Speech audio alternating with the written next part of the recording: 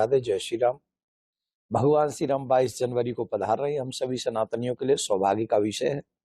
पर कुछ लोग इशू बना रहे हैं कि आधे अधूरे मंदिर में प्राण प्रतिष्ठा क्यों कर रहे हैं, ये कर रहे हैं, वो कर रहे हैं। मैं इस बात को कोई बहुत बड़ा इस बात का मर्मज्ञ नहीं हूं, पर फिर भी एक बात कह रहा हूं।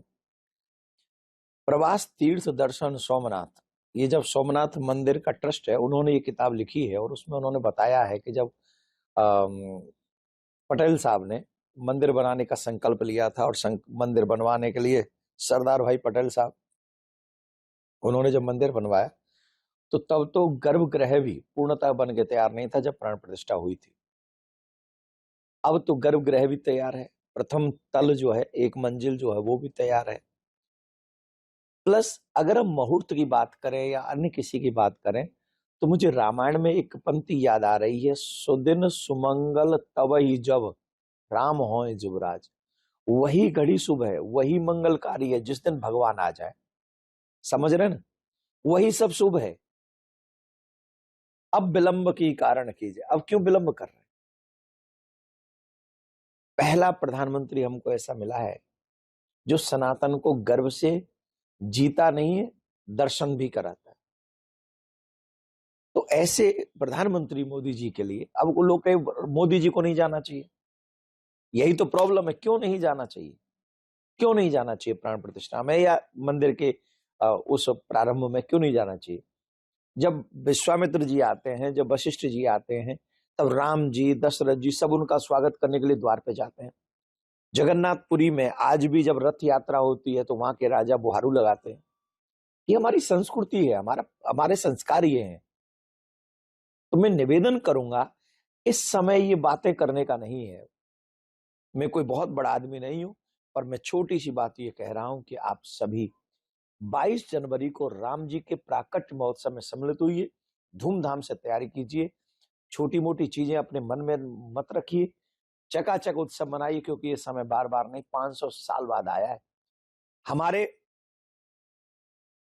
पूर्वजों को भी ये अवसर नहीं मिला, तो अब बढ़ चढ़कर हमें इसमें भगवान श्री राम के स्वागत का, भगवान के आने का स्वागत करें। राधे, जय श्री राम।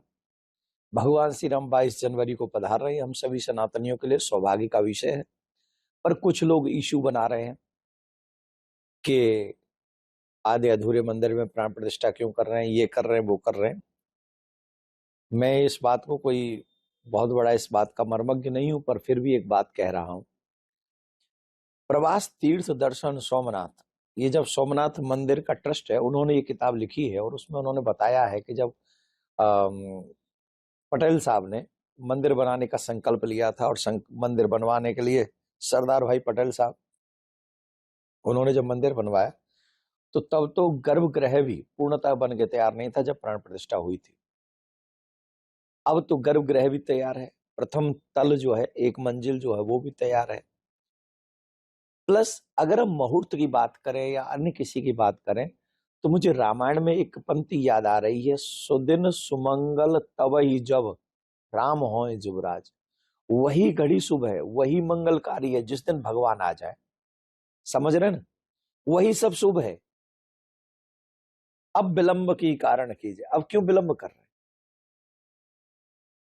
पहला प्रधानमंत्री हमको ऐसा मिला है जो सनातन को गर्व से जीता नहीं है, दर्शन भी कराता है।